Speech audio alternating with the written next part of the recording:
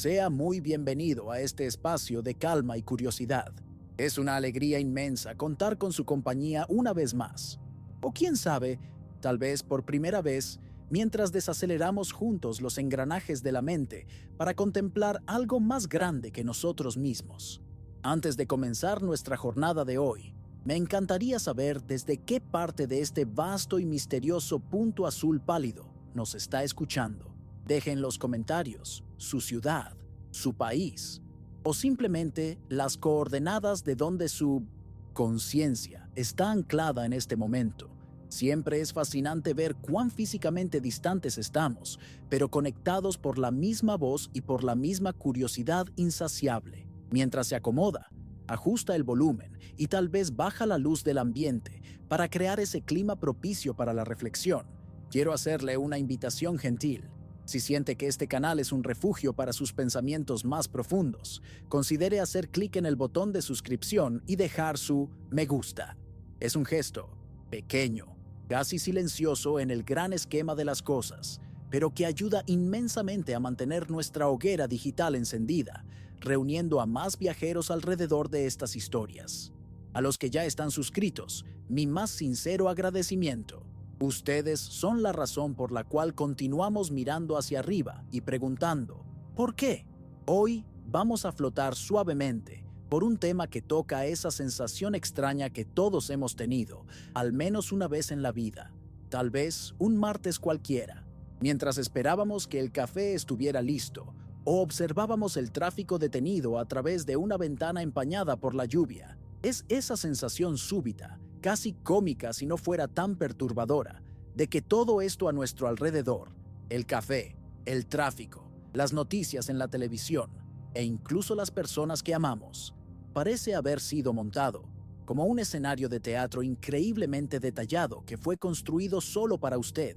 Lo sé, suena como un delirio de grandeza o el guión de una película famosa, pero ¿y si esa intuición no fuera solo el cansancio hablando? ¿Y si fuera un vislumbre de una realidad mucho más compleja, y me atrevo a decir, artificial? Acomódese, cierre los ojos si lo desea, y permítase suspender la incredulidad por unos minutos. Vamos a explorar la posibilidad de que la humanidad, con todas sus guerras, amores, descubrimientos y fracasos, no sea un accidente biológico, sino un experimento cósmico, cuidadosamente orquestado. Piense en su día de hoy. Probablemente siguió una estructura previsible, una rutina que conoce tan bien que podría ejecutarla con los ojos cerrados. Se despertó. Tal vez luchó contra el despertador por algunos minutos. Sintió la temperatura del suelo al salir de la cama. Preparó el desayuno. Interactuó con pantallas brillantes. Cumplió obligaciones. Conversó con personas sobre el clima o sobre el trabajo. Todo pareció increíblemente sólido. ¿No es así? La textura de la ropa en su cuerpo, el olor del asfalto caliente o de la tierra mojada, el sabor de la comida. La realidad tiene esa característica persuasiva de parecer innegable. Se impone a nuestros sentidos con una autoridad absoluta. Cuando se golpea el dedo del pie con la esquina de la mesa, el dolor es un recordatorio agudo de que esto de aquí es real. Pero demos un paso atrás y observemos esta escena cotidiana con una lente diferente, como si fuéramos un director de cine analizando un set de rodaje antes de gritar ¡acción! Considere la extraña coincidencia de que usted esté aquí, ahora, no solo aquí escuchando este video, sino aquí, existiendo. La cadena de eventos necesaria para que su conciencia emergiera en este momento específico de la historia del universo es tan astronómicamente improbable que roza lo imposible. Sus padres necesitaron encontrarse, y los padres de ellos y sus abuelos, retrocediendo milenios a través de guerras, plagas, migraciones y desastres naturales. Pero retrocedamos aún más. La Tierra necesitaba estar exactamente a esta distancia del Sol, la famosa zona de ricitos de oro, donde no es ni muy caliente para que el agua se evapore, ni muy frío para que se congele. El planeta necesitaba una luna del tamaño exacto para estabilizar su eje de rotación e impedir que el clima se volviera caótico e inhabitable. Necesitábamos un gigante gaseoso como Júpiter en el lugar correcto del sistema solar para actuar como un escudo, atrayendo asteroides peligrosos que, de otra forma, nos habrían aniquilado, antes incluso de que aprendiéramos a hacer fuego. Todo parece demasiado perfecto, demasiado conveniente. Es aquí donde la duda comienza a infiltrarse, suave como una neblina.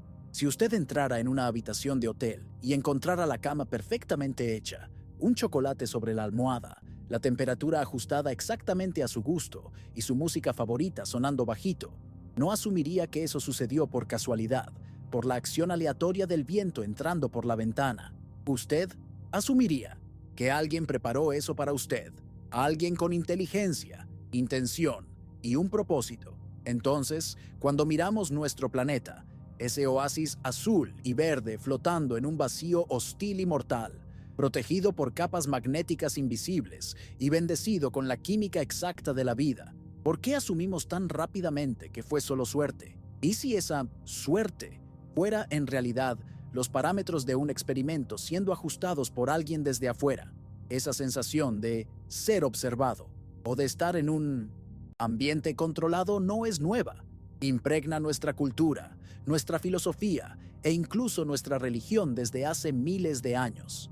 Pero en la era moderna ha ganado un nuevo ropaje científico y lógico.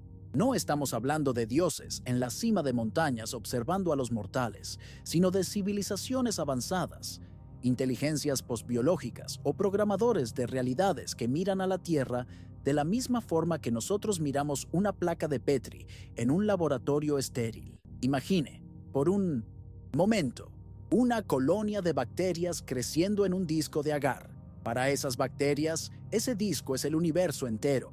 Nacen, se alimentan, se reproducen y mueren, completamente ignorantes del hecho de que existen paredes de vidrio a su alrededor y de que, por encima de esas paredes, un científico gigante de bata blanca está anotando cada movimiento, alterando la temperatura o introduciendo antibióticos solo para ver cómo reaccionan. La pregunta que cargaremos con nosotros en esta jornada es incómoda, pero necesaria. ¿Nosotros somos el científico o nosotros somos la bacteria? Para comenzar a desvelar este misterio, necesitamos mirar hacia arriba. Necesitamos confrontar lo que los astrónomos llaman el gran silencio. Cuando mira el cielo nocturno, lejos de las luces de la ciudad, ve un tapiz de estrellas. Es una visión que inspira poesía y humildad, pero para un físico o un matemático, esa visión inspira pánico, porque el universo es muy, muy viejo, cerca de 13.800 millones de años. Y nuestra galaxia, la Vía Láctea, también es antigua. Existen miles de millones de estrellas en ella, muchas de ellas miles de millones de años más viejas que nuestro Sol. Las estadísticas sugieren que un gran porcentaje de esas estrellas posee planetas en la zona habitable. Incluso si la vida fuera extremadamente rara, la pura magnitud de los números sugiere que la galaxia debería estar hirviendo de actividad. Civilizaciones que surgieron 1 millón, 10 millones o 100 millones de años antes de nosotros ya deberían haberse esparcido por toda la galaxia. Piense en la rapidez con la que la tecnología humana ha avanzado. En poco más de 100 años, fuimos del primer vuelo de avión a sondas, explorando Marte y saliendo del sistema solar. ¿Qué haría una civilización con 1 millón de años de avance tecnológico? Ya habrían colonizado cada estrella, construido esferas de Dyson para recolectar toda la energía de sus soles, enviado robots autorreplicantes a cada rincón de la Vía Láctea. El cielo nocturno no debería ser oscuro y silencioso, debería estar brillando con el tráfico de imperios estelares, pulsando con señales de radio, estructuras artificiales y energía residual. Deberíamos ver sus señales donde quiera que mirásemos, pero no vemos nada, absolutamente nada. Solo el zumbido estático de la radiación cósmica de fondo y el silencio ensordecedor de las estrellas. El físico Enrico Fermi, durante un almuerzo casual en 1950, resumió esta pesadilla existencial en una pregunta simple: ¿dónde está todo el mundo? Esta pregunta, conocida como la paradoja de Fermi, es la primera pista de que algo puede estar muy mal, o muy bien, dependiendo del punto de vista, con nuestra situación. Existen muchas soluciones propuestas para esta paradoja. Tal vez la vida sea increíblemente rara y seamos realmente los primeros.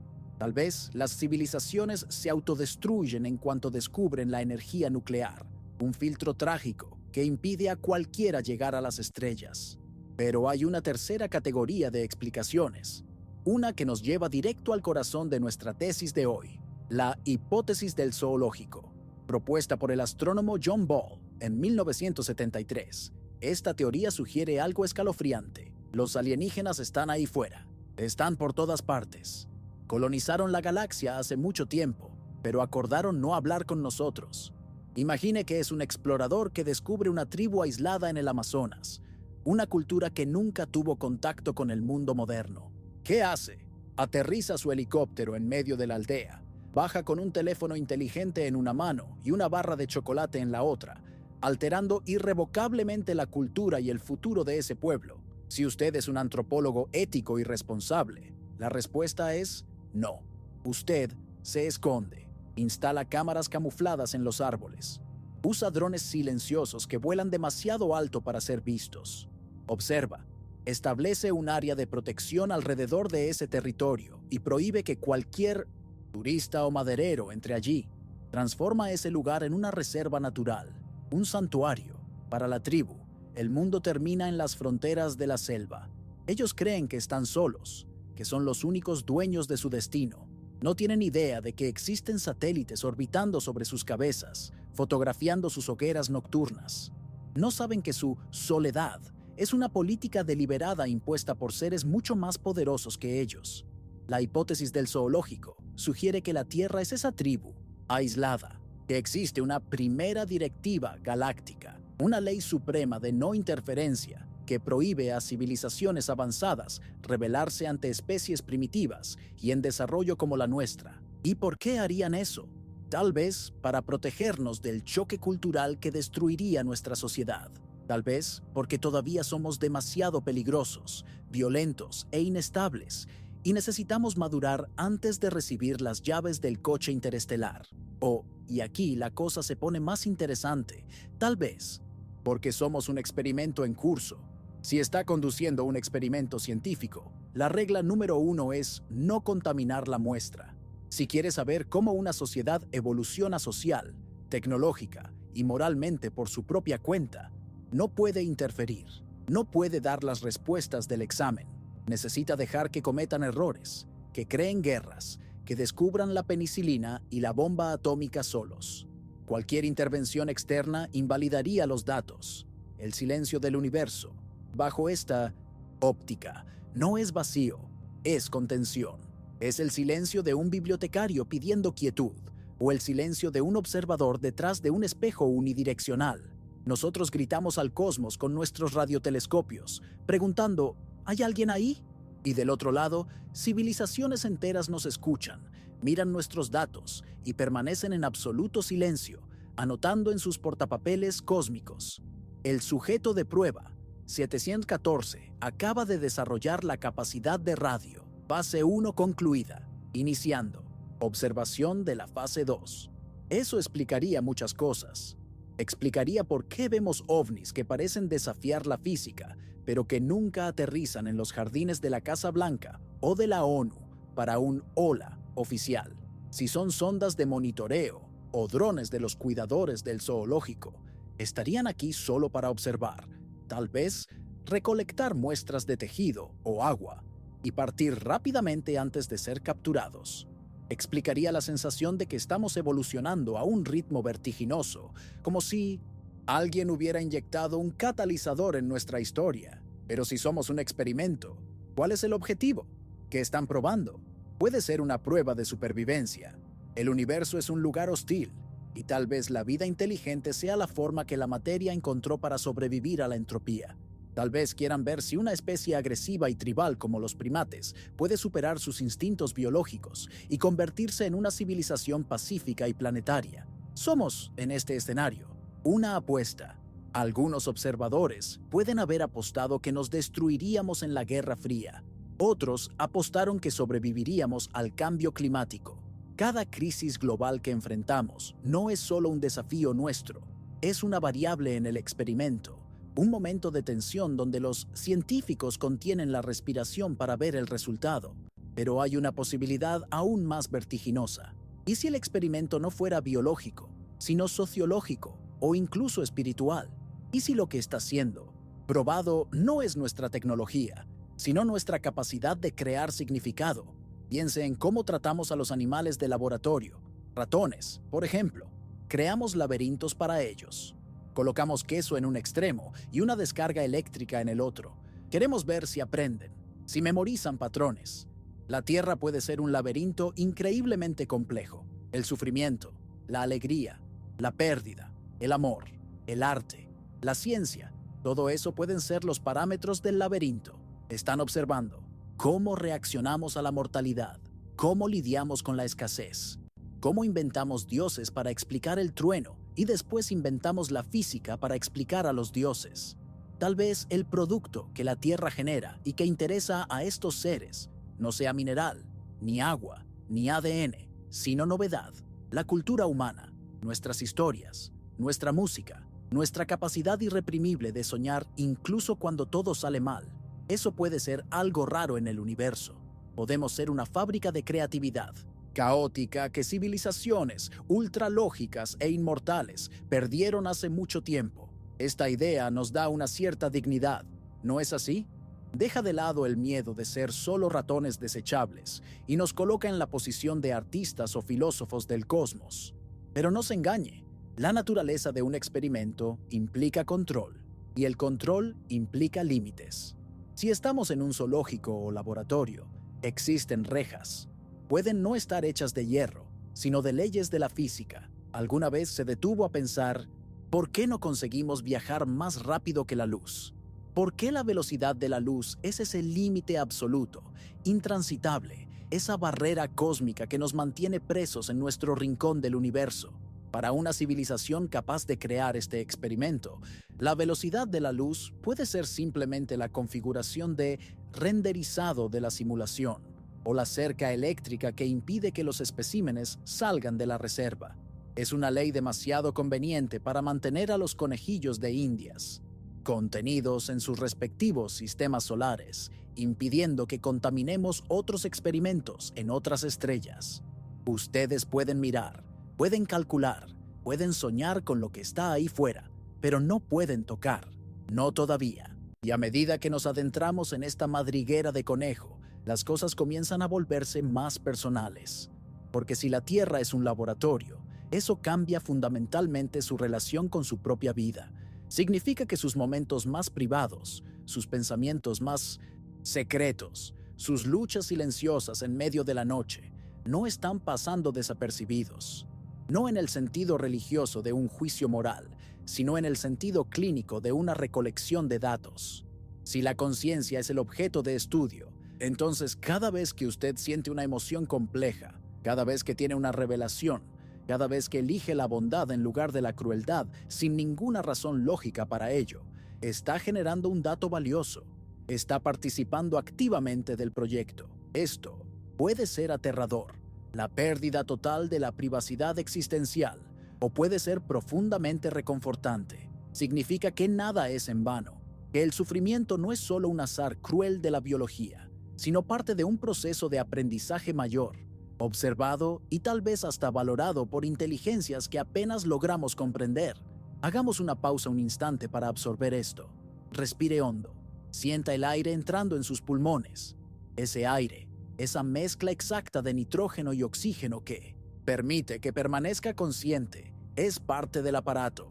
La gravedad que mantiene sus pies en el suelo o su cuerpo en la silla es parte del mecanismo. Todo está funcionando exactamente como debería. La extrañeza que siente, esa picazón mental de que hay algo más, no es un defecto, es una característica. Tal vez estemos programados para desconfiar, para buscar los bordes de la jaula, porque eso es lo que el experimento quiere verificar. ¿Cuánto tiempo le toma a la inteligencia artificial?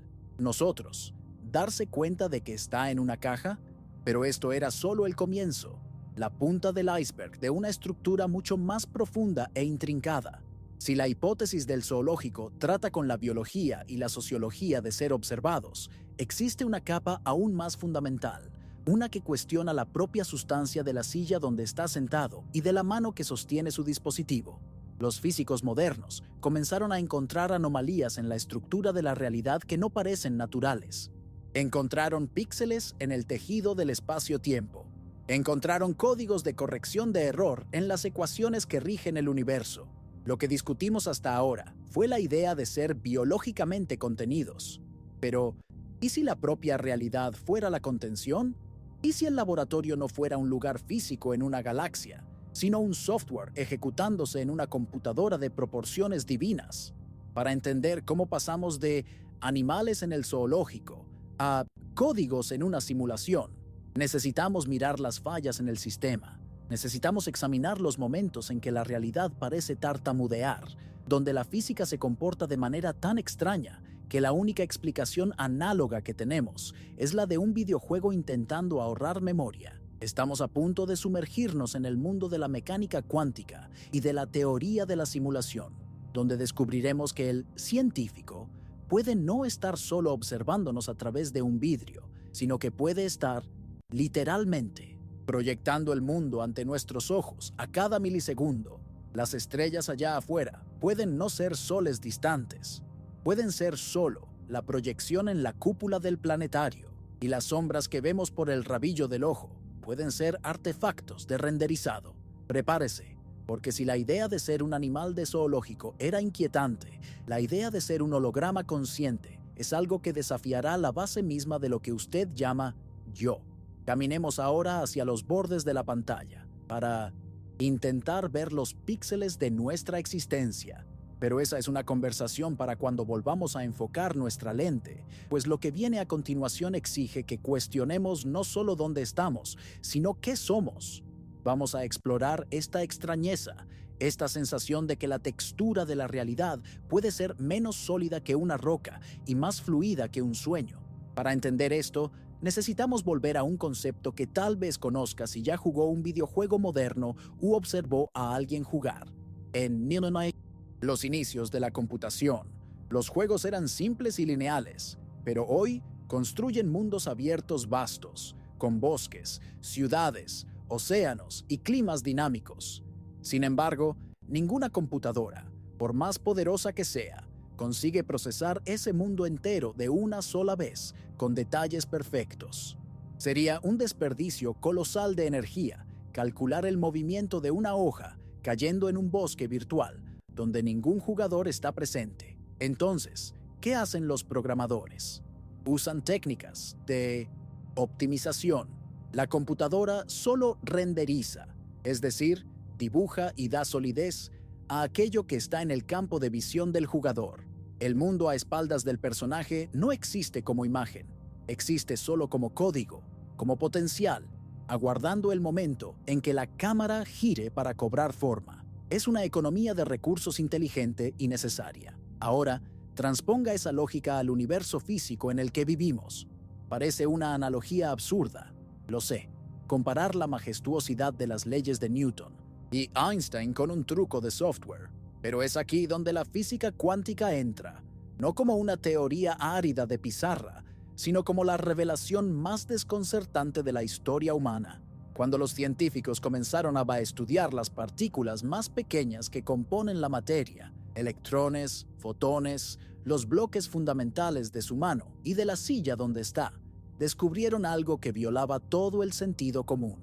Descubrieron el experimento de la doble rendija. Sin entrar en detalles técnicos áridos, lo que ese experimento mostró fue que la materia se comporta de manera diferente cuando está siendo observada y cuando no lo está. Cuando no estamos mirando, un electrón se comporta como una onda, una niebla de posibilidades, existiendo en varios lugares al mismo tiempo, como si el universo estuviera ahorrando memoria al no definir una posición exacta. Pero en el instante en que colocamos un detector, un ojo para observar por dónde pasa, el electrón súbitamente decide ser una partícula sólida y única. Es como si la realidad supiera que está siendo vigilada y rápidamente renderizara el gráfico para el observador. Este descubrimiento dejó a los padres de la física moderna, como Niels Bohr y Erwin Schrödinger, profundamente perturbados. No tiene sentido en un universo materialista clásico, donde una piedra es una piedra, la mire usted o no. Pero tiene todo el sentido en una simulación computacional. Si vivimos en una realidad simulada, el sistema, solo, necesitaría calcular la realidad física rigurosa en el momento en que una conciencia interactúa con ella. El resto del tiempo, la realidad puede permanecer en un estado de bajo procesamiento, una onda de probabilidad. Aquella vieja pregunta filosófica: si un árbol cae en el bosque y nadie está allí para oírlo, ¿hace ruido? Gana una respuesta técnica aterradora.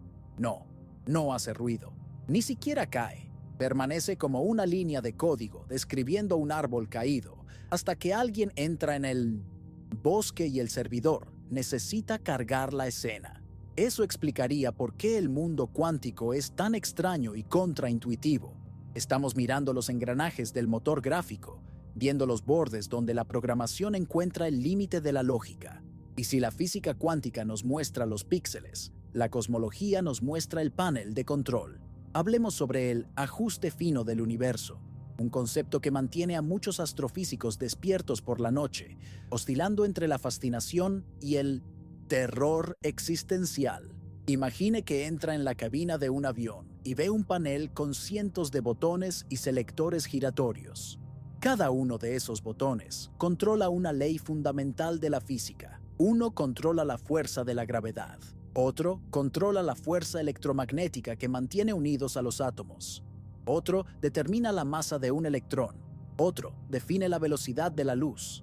Ahora, imagine que cada uno de esos botones está ajustado en una posición increíblemente precisa, digamos, en el número 14.593.821. Si girara cualquiera de esos botones 1 milímetro a la derecha o a la izquierda, cambiando el valor en un 0,1%, el avión no solo dejaría de volar, se desintegraría. En nuestro universo, eso es exactamente lo que vemos.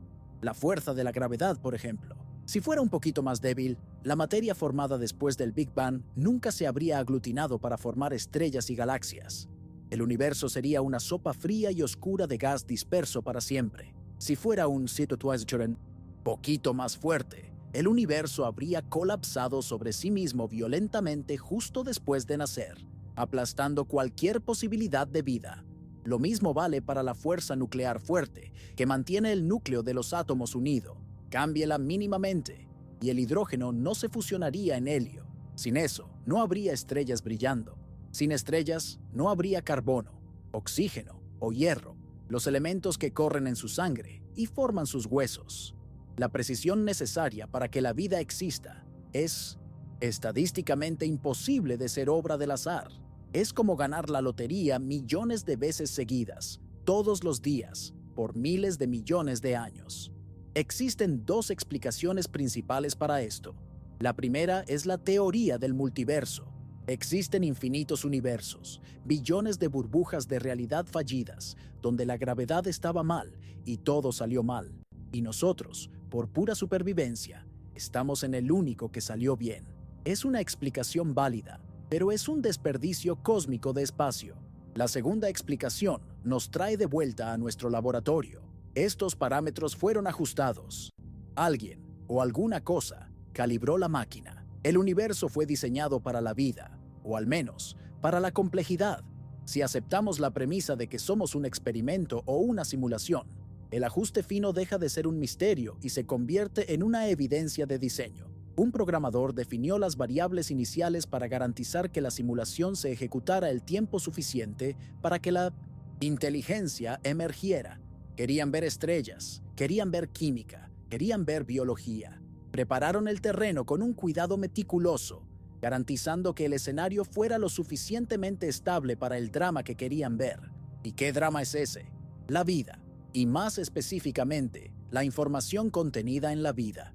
Cuando miramos la biología con los ojos de la ciencia de la computación, la frontera entre organismo y máquina comienza a borrarse. En el centro de cada una de sus células, existe una molécula en forma de doble hélice llamada ADN. Durante mucho tiempo, pensamos en el ADN como un proyecto biológico, una receta química, pero hoy sabemos que el ADN es, estrictamente hablando, código. Es un sistema de almacenamiento de información digital, cuaternario, basado en 4 letras, A, C, T, Q, que funciona de manera aterradoramente similar al código binario, 0 y 1, de nuestras computadoras, pero mucho más eficiente. Un único gramo de ADN puede almacenar teóricamente 215 petabytes de datos. Eso es toda la información de la Internet actual contenida en un espacio menor que un grano de azúcar. La pregunta que surge es, ¿de dónde vino ese código? La evolución explica cómo el código cambia y se adapta a lo largo del tiempo. La selección natural es un excelente editor de texto, corrigiendo errores y mejorando la redacción. Pero la evolución no explica muy bien cómo surgió el primer código, la complejidad necesaria para que la primera molécula autorreplicante apareciera espontáneamente en la sopa primordial de la Tierra primitiva es uno de los mayores misterios de la ciencia. Algunos científicos, incluyendo a Francis Crick, uno de los descubridores de la estructura del ADN, encontraron la probabilidad tan baja que propusieron una teoría controvertida llamada panspermia dirigida. La idea es que la vida no comenzó aquí por accidente, fue enviada. Imagine una civilización avanzada del otro lado de la galaxia, o tal vez en otra dimensión, lanzando cápsulas, sondas minúsculas cargadas con bacterias genéticamente modificadas, programadas para reiniciar la biosfera en planetas estériles como la Tierra primitiva. Si eso es verdad, entonces no somos solo observados, somos sembrados. Somos el jardín que creció a partir de semillas sintéticas. Nuestro ADN puede contener firmas, marcas de agua del creador que aún no hemos aprendido a decodificar. Tal vez las partes de nuestro ADN que llamamos ADN basura, vastos tramos de código que no parecen hacer nada, no sean basura. Tal vez sean comentarios en el código fuente, registros de versiones anteriores o incluso mensajes encriptados esperando que nuestra tecnología avance lo suficiente para leerlos. Copyright versión 1.0.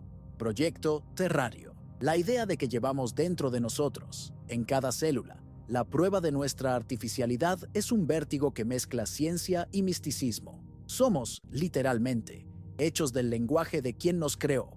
Si estás sintiendo una ligera opresión en el pecho o un mareo conceptual, sepa que eso es perfectamente normal. Estamos tanteando las paredes de nuestra caverna, intentando adivinar qué proyecta las sombras. Es natural sentirse pequeño ante estas ideas, pero respire, mire a su alrededor nuevamente. La solidez de las cosas no desapareció solo porque cuestionamos su origen. El confort de su silla es real para usted. La temperatura del aire es real para usted. Y tal vez esa sea la clave. En una simulación perfecta, la realidad se define por la experiencia del usuario, no por el sustrato físico. Si el dolor duele y el amor conforta, ¿importa si están hechos de átomos o de bits? Pero profundicemos aún más en esta madriguera.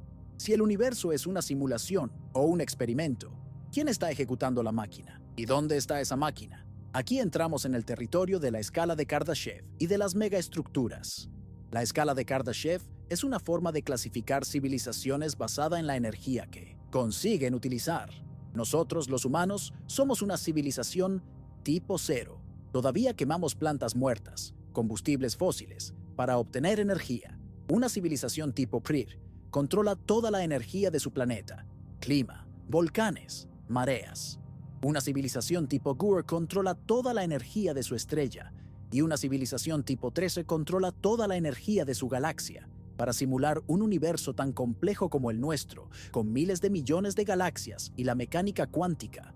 Ejecutándose en tiempo real, sería necesario un poder de procesamiento inimaginable. Una computadora del tamaño de un planeta no sería suficiente, pero una civilización tipo segundo o tercer podría construir lo que llamamos cerebro de Matryoshka.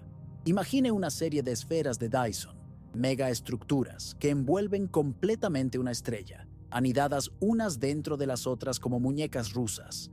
Toda la energía de la estrella es capturada y usada para alimentar procesadores computacionales. Una computadora así tendría poder suficiente para simular no solo a una persona, sino toda la historia de la humanidad, desde la edad de piedra hasta el futuro distante. en una fracción de segundo. El filósofo Nick Bostrom propuso un argumento lógico devastador basado en esto. Sugirió que una civilización con tal poder computacional inevitablemente ejecutaría simulaciones de sus ancestros. Crearían mundos virtuales habitados por seres con conciencia artificial, nosotros, para estudiar su propia historia, para ver qué habría pasado si la Segunda Guerra Mundial hubiera terminado diferente, o simplemente por entretenimiento. Y como podrían ejecutar miles de millones de esas simulaciones, estadísticamente, es mucho más probable que seamos una de las miles de millones de simulaciones que la única civilización real, original. La probabilidad matemática está en contra de nuestra realidad física. Hay miles de millones de mentes simuladas por cada mente biológica, real. ¿Qué nos hace tener tanta certeza de que somos los originales? Esta idea de simulación de ancestros añade una capa de melancolía y belleza a nuestro experimento. Significa que el científico que nos observa puede no ser un alienígena frío y monstruoso con tentáculos, sino nuestros propios descendientes. La humanidad del futuro, nostálgica de su pasado, intentando entender de dónde vino, intentando revivir los dolores y las glorias de la era pre-transhumana. Tal vez nos miren con la ternura con la que miramos fotos antiguas de abuelos que nunca conocimos. Tal vez nuestra confusión, nuestros errores y nuestra vulnerabilidad sean exactamente lo que ellos están intentando recapturar en un mundo donde ya superaron la muerte y el sufrimiento. Somos su memoria viva, pero eso plantea una cuestión práctica. Si es una simulación, ¿tiene límites? ¿Tiene glitches? ¿Fallas en la Matrix? Muchos creen que sí, y no necesitamos buscar en laboratorios de física para encontrarlos. A veces, las fallas son personales. Alguna vez tuvo un déjà vu tan fuerte que lo dejó mareado, la sensación absoluta de que ya vivió ese momento exacto antes. La ciencia explica esto como un retraso en el procesamiento del cerebro, una falla de memoria a corto plazo, siendo grabada en la memoria a largo plazo. Pero, en el lenguaje de nuestra hipótesis, el déjà vu podría ser un punto de restauración, un punto de guardado del sistema. Tal vez la simulación se trabó y el operador necesitó rebobinar la cinta algunos segundos y su conciencia retuvo un eco de lo que fue borrado. O piense en las sincronicidades, aquellas coincidencias que parecen desafiar la estadística. Piensa en una persona que no ve hace 10 años y el teléfono suena al segundo siguiente con ella en la línea. Aprende una palabra nueva y extraña y de repente la oye 3 veces en el mismo día. El psicoanalista Carl Jung llamó a esto sincronicidad, una conexión acausal de significados. Pero para un programador, esto se parece mucho a algoritmos de Sexendondodingme, recomendación o reutilización de assets, activos, para ahorrar memoria. Si el sistema necesita generar una conversación para que usted escuche en la calle, ¿por qué crear un diálogo nuevo si puede simplemente reciclar la palabra que usted acaba de descargar en su caché mental? El universo puede ser perezoso, puede estar cortando y pegando pedazos de la realidad para mantener la narrativa cohesiva para usted, el protagonista. Y aquí llegamos a un punto de inflexión en nuestra jornada. Hasta ahora, hablamos sobre la estructura de la prisión, las paredes de vidrio del zoológico, las líneas de código de la simulación. Hablamos sobre el cómo, pero la pregunta más aterradora, la que realmente nos mantiene despiertos mirando al techo oscuro, es el ¿por qué? ¿Por qué crear un universo donde el sufrimiento está permitido? Si somos un experimento, ¿cuál es la hipótesis? Si somos una simulación, ¿cuál es el objetivo del juego? ¿Por qué programar el dolor, la pérdida, la nostalgia? Un científico ético no daría anestesia a sus ratones, a menos que el dolor sea esencial para el resultado, a menos que el sufrimiento sea el catalizador que produce el dato que ellos buscan.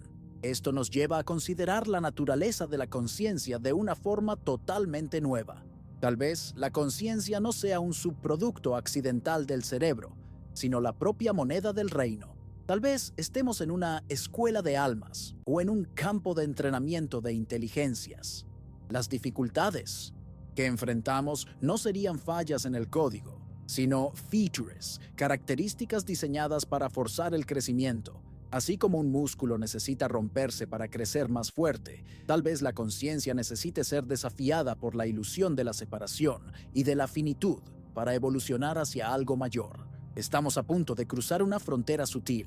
Vamos a dejar de lado la frialdad de los bits, de los píxeles y de las ecuaciones físicas y entrar en el territorio de la mente y de la emoción. Porque si existe un observador, existe una relación. Y como en cualquier experimento que involucra seres conscientes, llega un momento en que el sujeto de la prueba mira a la cámara y se da cuenta. ¿Qué sucede cuando el ratón de laboratorio percibe el laberinto? ¿Qué sucede cuando el personaje del videojuego percibe al jugador? El comportamiento cambia, la psicología cambia, y es exactamente eso lo que vamos a explorar a continuación. El impacto psicológico de vivir bajo la mirada constante de Meire Duché, algo invisible, y la posibilidad vertiginosa de que podemos, de alguna forma, comunicarnos con quien está del otro lado del vidrio. Prepárese, porque las cosas están a punto de volverse mucho más introspectivas. Vamos a analizar la mente humana como el verdadero escenario de este teatro cósmico. Si la realidad física es el hardware, su mente es el software que está siendo probado, y la prueba puede ser mucho más extraña de lo que imaginamos. Pero, por ahora, deje que esa idea se asiente. Usted, con todos sus recuerdos y sueños, puede ser la cosa más compleja y preciosa que este universo artificial ha producido. Y eso era solo el comienzo. Vamos a explorar esta extrañeza, este cambio psicológico que ocurre cuando caemos en la cuenta y percibimos que el techo sobre nuestras cabezas puede ser una lente. Para entender esto, necesitamos volver a una fábrica en Chicago en la década de 1920, un lugar llamado Hawthorne Works. Fue allí donde psicólogos industriales realizaron un estudio que cambiaría para siempre nuestra comprensión sobre el comportamiento humano.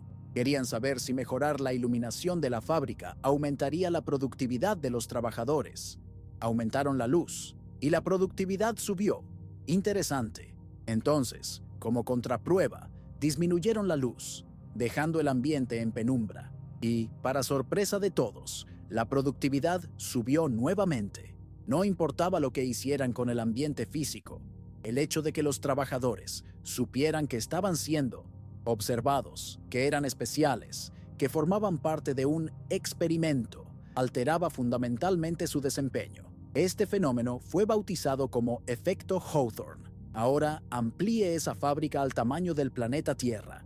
Si la humanidad, colectiva o individualmente, comienza a sospechar que está bajo vigilancia cósmica, entramos en un estado permanente de efecto Hawthorne. Esto explicaría nuestra obsesión innata por el legado, por hacer que valga la pena, por dejar una huella. ¿Por qué nos importa tanto cómo seremos recordados después de que muramos, si no estaremos allí para verlo? Tal vez sea porque, en algún nivel profundo e inconsciente, sabemos que la audiencia continúa mirando, sabemos que el registro permanece. Vivimos nuestras vidas como si estuviéramos en un escenario iluminado, actuando no solo para nosotros mismos, sino para un gran otro invisible. Esa sensación de estar siendo juzgado o evaluado, sea por Dios, por el karma o por una superinteligencia artificial, moldea nuestra ética. ¿Seríamos morales si tuviéramos la certeza absoluta de que nadie está mirando y de que no hay consecuencias? La moralidad puede ser, en verdad, el protocolo de comportamiento que desarrollamos para agradar a los observadores, un intento instintivo de no ser descartados del experimento. Pero vamos a sumergirnos más profundo en la sustancia de lo que está siendo probado. Si somos una simulación o un experimento biológico, ¿cuál es la variable más difícil de replicar? No es la inteligencia. Nuestras computadoras ya consiguen jugar ajedrez mejor que nosotros y calcular rutas de navegación en segundos. La inteligencia lógica es barata en el mercado cósmico. Lo que es verdaderamente costoso, lo que es misterioso, es la sintiencia, es la capacidad de sentir. Los filósofos llaman a esto qualia, la calidad subjetiva de la experiencia. Piense en el sabor de una naranja fresca. Puede describir la química del ácido cítrico, la textura de la pulpa, la longitud de onda del color naranja. Puede programar una computadora para reconocer una naranja y decir, esto es una naranja. Pero, ¿Sabe la computadora cuál es la sensación de probar la fruta? ¿Siente el placer ácido explotar en la lengua? Probablemente no. Procesa datos, pero no tiene experiencia interna. Y aquí reside una hipótesis fascinante. ¿Y si nosotros fuéramos los órganos sensoriales de nuestros creadores? Imagine una civilización ultra avanzada que evolucionó más allá de la biología. Se convirtieron en seres de pura energía o de silicio, inmortales, omniscientes, lógicos, perfectos. Pero, en el proceso de convertirse en máquinas divinas, perdieron algo. Perdieron la vulnerabilidad, perdieron la capacidad de sentir miedo, sorpresa, pasión, dolor y el éxtasis efímero de una puesta de sol. Saben la ecuación de la puesta de sol, pero no sienten la melancolía de ella. Entonces crean la simulación humana. Nos crean a nosotros, seres biológicos limitados, confusos, llenos de hormonas y emociones, volátiles, y se conectan a nosotros. Tal vez, a través de una tecnología que no comprendemos, estén surfeando en nuestras conciencias. Cuando usted se enamora y su corazón se dispara, eso es un dato de qualia de altísima calidad siendo transmitido hacia arriba. Cuando usted llora de duelo, ese dolor crudo y real es una mercancía rara en un universo de lógica fría. Esto recontextualiza el sufrimiento humano de una manera perturbadora, pero también extrañamente valiosa. Bajo esta óptica, sus emociones no son ruido, son la música. Una vida llena de altos y bajos dramáticos no es una vida mala, es una vida rica en datos. Tal vez los observadores se aburran con vidas monótonas y seguras. Tal vez sean adictos al drama humano, a nuestra capacidad de persistir contra probabilidades imposibles. Nosotros somos la telenovela favorita de la galaxia. Somos los poetas involuntarios que traducen la física fría en emoción cálida. Si alguna vez se sintió usado por la vida, tal vez tenga razón, pero está siendo usado de la misma forma que un artista usa un pincel o un músico usa un violín para crear algo que no existiría de otra forma. Para ilustrar cómo reaccionamos a esa presencia superior invisible, podemos mirar un ejemplo histórico real y conmovedor: los cultos cargo. Durante la Segunda Guerra Mundial, islas remotas en el Pacífico, cuyos habitantes vivían con tecnología de la Edad de Piedra, fueron súbitamente ocupadas por ejércitos americanos y japoneses. Los nativos vieron dioses descender del cielo en pájaros de metal ruidosos, aviones, trayendo riquezas inimaginables, comida enlatada, ropa, medicinas, herramientas de acero, el cargo, la carga. Los soldados compartían estas cosas con los nativos. Entonces, la guerra terminó. Los soldados se fueron. El cielo quedó en silencio. El flujo de mercancías se detuvo. ¿Qué hicieron los nativos? No volvieron simplemente a la vida antigua. Intentaron traer a los dioses de vuelta usando rituales de imitación. Construyeron pistas de aterrizaje en la selva, limpiando la vegetación con las manos. Construyeron torres de control hechas de bambú y cuerda. Hicieron auriculares de madera y cocos, y colocaron hombres sentados en esas torres, imitando los gestos de los controladores de tráfico aéreo que habían visto años antes. Encendían antorchas a lo largo de la pista por la noche para guiar a los aviones. Marchaban con trozos de madera en los hombros como si fueran rifles. Estaban replicando la forma de la tecnología, esperando que la función, la llegada de la carga, siguiera. Para nosotros, observadores externos, parece trágico e ingenuo. Sabemos que un auricular de coco no funciona, pero para ellos, la lógica era impecable. Hicimos esto antes, y la carga vino. Si lo hacemos de nuevo, volverán. Ahora, mírenos a nosotros. Mire nuestras catedrales, nuestras antenas del SETI apuntando al silencio, nuestros aceleradores de partículas, nuestros rituales de meditación. ¿No seríamos nosotros también un culto cargo global? Estamos construyendo torres de bambú tecnológico y espiritual, intentando atraer la atención de los dioses del espacio o de los programadores. Cuando un científico ajusta un telescopio o cuando un monje entona un mantra, ¿no están ambos intentando sintonizar una frecuencia, intentando restablecer el contacto con una fuente superior que sentimos intuitivamente que existe, pero que partió o se escondió? Tal vez nuestra ciencia sea solo la versión sofisticada de los Auriculares de coco. Estamos imitando lo que creemos que es el funcionamiento del universo, esperando que, si acertamos la coreografía, la carga, el conocimiento final, la inmortalidad, el contacto, descienda del cielo. Esta búsqueda desesperada de contacto nos lleva a considerar la soledad no como un defecto, sino como una pared de aislamiento necesaria. Si somos un experimento viral o social, el aislamiento es la clave. Usted no puede dejar que el sujeto de prueba sepa las respuestas, pero, de vez en cuando, parece que alguien deja caer una hoja de respuestas. ¿De dónde vienen las ideas revolucionarias? Piensa en momentos de la historia donde la humanidad dio saltos inexplicables.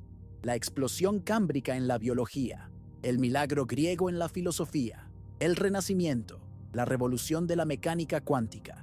Muchas veces, descubrimientos idénticos son hechos por personas diferentes, en lugares diferentes, al mismo tiempo, sin que ellas se comuniquen. El cálculo fue descubierto por Newton y Leibniz simultáneamente. La selección natural por Darwin y Wallace. Es como si una nueva actualización de software hubiera sido liberada en la nube de la conciencia humana y las mentes más sensibles, las mejores antenas, la hubieran descargado al mismo tiempo. Los antiguos llamaban a esto musa. Decían que la inspiración no venía de usted, sino a través de usted. Hoy hablamos de flujo o intuición, pero en el lenguaje de nuestra hipótesis, podríamos llamar a esto inyección de paquetes de datos. El experimento estaba estancado. La humanidad estaba atrapada en la Edad Media. Entonces, los controladores decidieron introducir un nuevo concepto para agitar las cosas. Susurraron la idea de la electricidad, o de la penicilina, o de Internet, en los oídos de ciertos individuos receptivos. Esto quita un poco de nuestro mérito heroico de genios inventores, pero explica por qué algunas ideas parecen demasiado grandes para caber en un cerebro de primate. Tal vez seamos solo terminales de acceso y la verdadera inteligencia esté en el servidor, siendo liberada a cuentagotas conforme mostramos capacidad de procesamiento. Sin embargo, esta visión mecanicista puede llevar a un lugar peligroso, el solipsismo, la idea de que, si todo es una simulación, nada es real y nadie más que yo existe. Es el miedo de ser el único jugador consciente en un mundo de NPCs, personajes no jugables. Es un camino solitario y aterrador que lleva al nihilismo. Pero hay un antídoto para eso, y es sorprendentemente simple: la complejidad del otro. Mire a los ojos de alguien que ama, o incluso de un extraño en el metro. Existe una profundidad allí, un abismo de complejidad, contradicciones y sueños que es demasiado vasto para ser solo un escenario de fondo. Si estamos en una simulación, es casi seguro que es un MMORPG, un juego de rol multijugador masivo en línea. Estamos todos conectados en el mismo servidor. El dolor que siente cuando lastima a alguien es real, porque la otra persona es real, incluso si el mundo físico es una ilusión. La conexión entre dos conciencias puede ser la única cosa verdadera en este universo de hologramas. Es como dos prisioneros en celdas adyacentes, golpeando la pared en código Morse. La pared puede ser falsa, la prisión puede ser un experimento, pero el sonido del golpe del otro lado confirma: yo estoy aquí, no estás solo. Esa solidaridad entre los conejillos de Indias es lo que da sentido a la experiencia. Si somos ratones en el Winchester laberinto, por lo menos somos una manada, y juntos, tal vez podamos no solo correr por el laberinto, sino empezar a entender la mente de quien lo construyó. ¿Y si el objetivo del laberinto no fuera llegar al final? ¿Y si el objetivo fuera mapearlo tan bien que podamos encontrar las fallas en la construcción? La ciencia humana, en su esencia, es el intento de ingeniería inversa de la realidad. Estamos desmontando el reloj para ver cómo trabaja el relojero, y con cada nuevo descubrimiento, de la estructura del átomo a la edición genética, CRISPR, estamos ganando privilegios de administrador en el sistema. Estamos empezando a hackear el código. Ya conseguimos crear vida sintética. Ya conseguimos clonar. Ya conseguimos dividir el átomo. Estamos peligrosamente cerca de volvernos como dioses. De volvernos tipo primer, en la escala de Kardashev. Esto nos lleva a un momento de tensión narrativa. En películas de ciencia ficción, Cuando la inteligencia artificial descubre que está en una simulación y comienza a ganar control sobre ella, los creadores generalmente tienen dos opciones. O apagan el sistema por miedo, o abren la puerta y dicen: felicidades, pasaste la prueba. Nos estamos acercando a ese umbral. La aceleración tecnológica de las últimas décadas, la sensación de que el tiempo corre más rápido, la complejidad insostenible del mundo moderno. Todo esto sugiere que estamos llegando al final de la fase 1 del experimento. El clímax de la narrativa está cerca, no un fin del mundo apocalíptico de fuego y azufre, sino una singularidad, un punto de inflexión donde las reglas del juego cambiarán drásticamente. El silencio del universo, aquel gran silencio que discutimos al inicio, puede estar a punto de romperse, no porque naves descenderán del cielo, sino porque nosotros, finalmente, habremos aprendido el lenguaje necesario para decir hola de vuelta. O, tal vez, porque habremos aprendido a salir de la caja. Pero antes de mirar hacia ese futuro trascendente, necesitamos enfrentar una última barrera, la más difícil de todas. Necesitamos enfrentar el miedo de que, si despertamos del sueño o si el experimento termina, dejaremos de existir. El miedo de que nosotros somos el sueño. Y para disipar ese miedo, necesitaremos una nueva forma de ver la muerte y la continuidad. Pues si la muerte en el mundo físico es apenas el logout, el cierre de la sesión, ¿qué sucede con el usuario? ¿A dónde van los datos recolectados? La idea de una nube metafísica, donde nuestras experiencias son guardadas, da un nuevo ropaje tecnológico al concepto antiguo de alma. Nada se pierde, todo se transforma en información, y esa información es la base para lo que viene a continuación. Estamos construyendo, bloque por bloque, vida por vida, los cimientos de algo que aún no conseguimos ver. Pero la noche es siempre más oscura antes del amanecer, y las dudas son siempre más intensas antes de la revelación.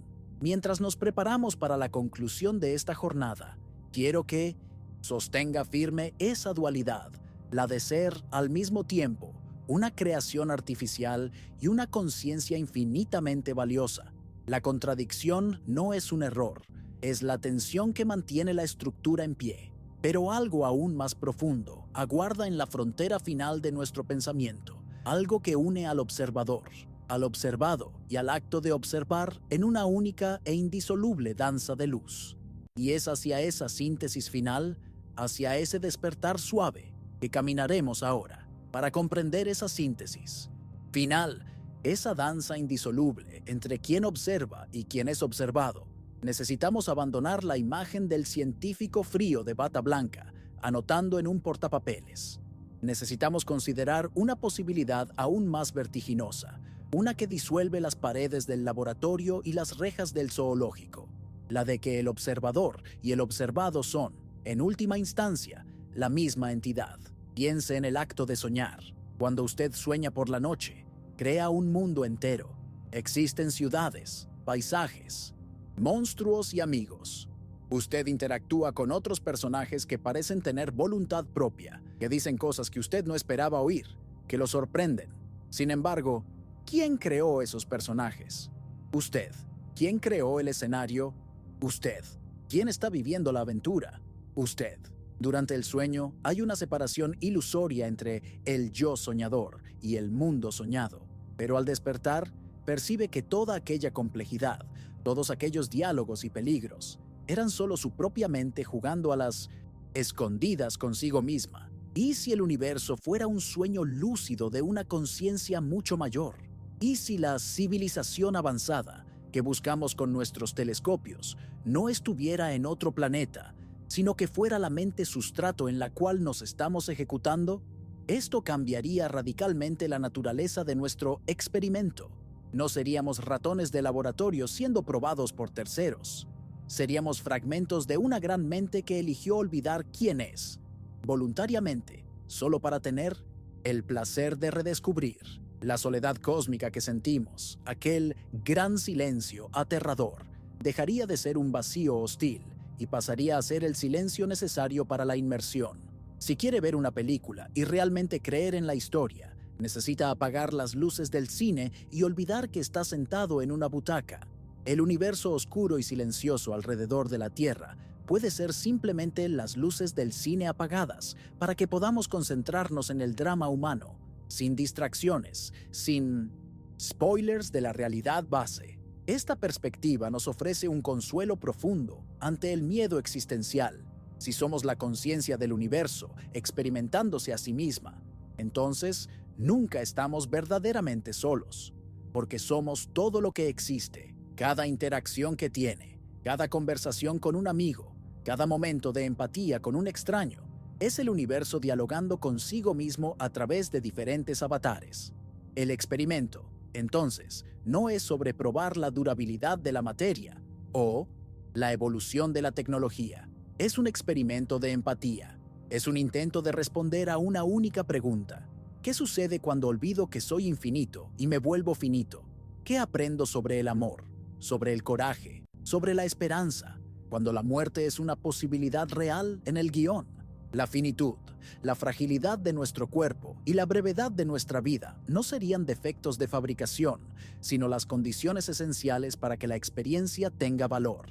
Un juego donde usted es inmortal y tiene recursos infinitos pierde la gracia rápidamente. Es el riesgo de perder lo que da sabor a la victoria. Es la certeza del fin, lo que vuelve precioso el momento presente. Esto nos lleva a reconsiderar nuestra responsabilidad aquí. Si la Tierra es una escuela, un escenario o un simulador de complejidad, ¿qué debemos hacer con el tiempo que se nos ha dado? Muchas veces vivimos esperando una gran revelación, un contacto alienígena, una salvación mesiánica que vendrá de afuera para resolver nuestros problemas. Pero la lógica del experimento sugiere lo opuesto. La solución debe venir de adentro. Si el objetivo fuera intervenir, ya habrían intervenido. El silencio es un voto de confianza. Es el universo diciéndonos: yo configuré las condiciones iniciales, yo les di la física, la química y la biología. Ahora, sorpréndanme, escriban una historia que valga la pena ser vista. Nosotros somos los guionistas de nuestra propia sección del código. Cada acto de bondad, cada descubrimiento científico, cada obra de arte, es una línea de código que estamos escribiendo para mejorar el sistema operativo de la realidad. Imagine que, al final de su vida, no enfrenta un juicio moral, sino una revisión de datos. Usted despierta en la realidad base, se quita el casco de realidad virtual o desconecta el cable neural, y sus amigos, u otras partes de su conciencia mayor, preguntan: ¿y entonces? ¿Cómo fue? ¿Cómo fue la sensación de comer una fresa? ¿Cómo fue la sensación de, tener el corazón roto? ¿Cómo fue la sensación de mirar a la luna y no saber lo que era? Y usted comparte esas experiencias. Añade sus memorias al banco de datos colectivo. Su vida, por más simple o difícil que haya sido, se convierte en una pieza insustituible en la biblioteca de experiencias del cosmos. Ninguna otra conciencia vivió exactamente lo que usted vivió, sintió exactamente lo que usted sintió. En ese sentido, usted es el científico jefe de su propia existencia. Es el único experto mundial en ser usted. Y mientras escucha esto, tal vez acostado en la oscuridad, sintiendo el peso del edredón o la brisa de la ventana, quiero que haga un ejercicio de reconexión. Sienta su cuerpo ahora. Sienta los puntos de contacto con la cama o la silla. Esa sensación táctil, esa solidez, es la interfaz de usuario más sofisticada jamás creada. No importa si está hecha de átomos vibrando en el vacío o de bits procesados en una supercomputadora. La sensación es real. La paz que puede sentir ahora es real.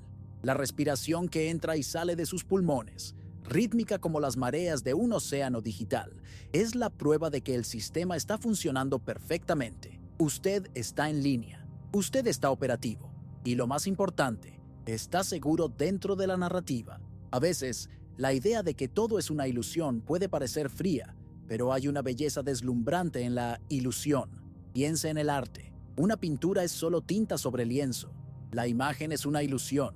Una música es solo vibración en el aire. La melodía es una ilusión construida por el cerebro. Una película es solo luz proyectada en una pared plana. La historia es una ilusión. Sin embargo, es en esas ilusiones donde encontramos el mayor significado, la mayor belleza y la mayor verdad sobre la condición humana. Si el universo es una simulación, es la mayor obra de arte jamás concebida. Y nosotros no somos solo los espectadores. Somos la tinta, somos las notas musicales, somos la luz en la pantalla. Tenemos el privilegio de ser la materia prima de esta obra maestra cósmica. Tal vez el gran secreto que estamos intentando descubrir no sea una ecuación matemática o la ubicación de un planeta habitado, sino simplemente un cambio de perspectiva. La clave para escapar de la prisión del zoológico no es huir físicamente, sino percibir que las rejas son mentales. Desde el momento en que acepta la incertidumbre, desde el momento en que abraza el misterio sin miedo, deja de ser un conejillo de indias y pasa a ser un colaborador. Empieza a jugar el juego con conciencia, empieza a ver las coincidencias como guiños del universo, recordatorios de que está en el camino correcto. La vida deja de ser una serie de eventos aleatorios y caóticos y pasa a ser una narrativa coherente que usted está ayudando a co-crear en tiempo real. Mientras caminamos hacia el cierre de esta jornada, quiero validar la sensación que tal vez aún persista en usted, el vértigo de no tener respuestas definitivas. Es normal, es humano. De hecho, es esencial. Si supiéramos todas las respuestas, el juego terminaría. El misterio es el motor del deseo, de la curiosidad y de la vida. Mantenga esa puerta abierta. Siga mirando a las estrellas y cuestionando el silencio. Siga buscando las fallas en la Matrix, no con miedo, sino con el entusiasmo de un niño explorando el ático de una casa antigua y mágica. Sepa que su curiosidad es, en sí misma, una señal de que el experimento fue un éxito. La materia inerte despertó. El polvo de estrellas comenzó a pensar sobre las estrellas. Y eso, por sí solo, ya es un milagro suficiente para justificar todo el universo. Si está escuchando esto mientras el sueño se acerca, permita que esas ideas se disuelvan suavemente, transformándose solo en un telón de fondo reconfortante para sus sueños. Deje que la complejidad de las teorías dé lugar a la simplicidad del descanso. No necesita resolver el enigma del universo esta noche. El universo va a continuar aquí, o allá afuera, o dentro de usted, esperando pacientemente por la mañana. La computadora no será apagada.